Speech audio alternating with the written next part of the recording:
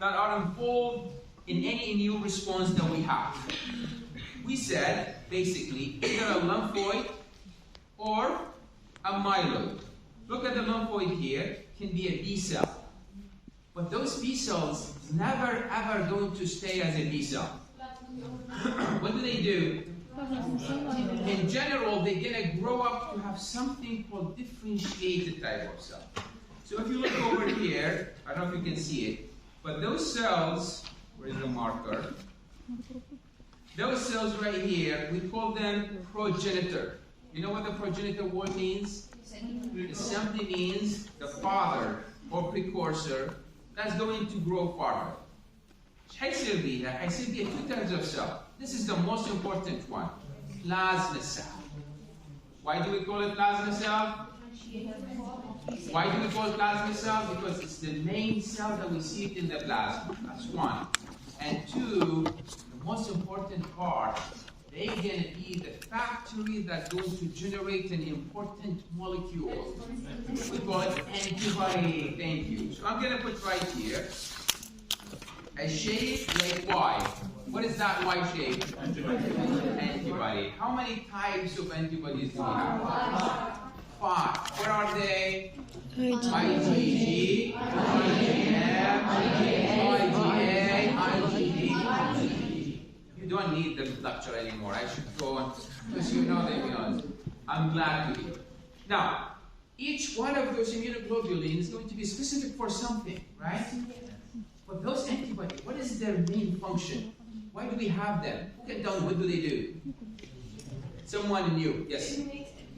Eliminate antigen. That's true. Second, yes? Participate in the allergic reaction. Participate in the allergic reaction. That's what we're going to study too. Third? Antioxidant. Guess what? These antibodies like weapons. I don't have them unless I have an antigen. I would like to think of the antigen just like this. Salam. This is an antibody. It's not an antibody, this is my stick, right? But let's just assume this is the antibody, right? I should have an antibody when I have an antigen. And that antigen should be very specific. Listen, and here, click. It means very specific. Each antibody should bind to an antigen. So if I have this antibody right here, this antibody should, by definition, find the specific antigen that reacts to it, which is simply, it has to be like this. You see? Yes. It fits. One thing that you should always remember, in immunology in general, specificity matters. Everything is specific. You said we have 5 types of immunoglobulin, when in reality we have millions and millions of immunoglobulin. But within that 5 classes that we have, so we're going to see how that's going to be important. Now those plasma cells, and then on the other hand, what do we have? T cells. What are these T cells? What do they do? T cells have 2 functions. Either kill the cell right away, we call it cytotoxic, or can it provide help sometimes? We call them helper T cells.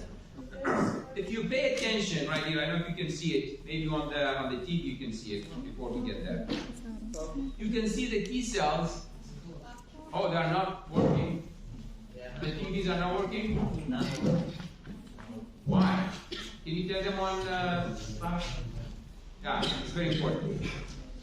So you look for those T cells, what I want you to understand, these T cells can either be cytotoxic and can be helper. شنو معنى cytotoxic؟ مرات احنا عندنا weapons أسلحة، مرات نوصل إلى mass destructive weapon، أسلحة دمار شامل. وأكو أسلحة يعني depends on the potential and the lethality.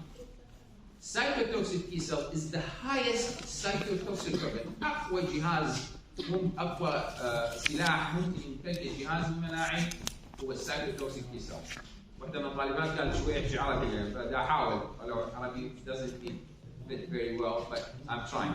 So that's the highest level of cytotoxicity that we get. So if I tell you which one is the more cytotoxic, you tell me cytotoxic T cell is the more cytotoxic cells that we have.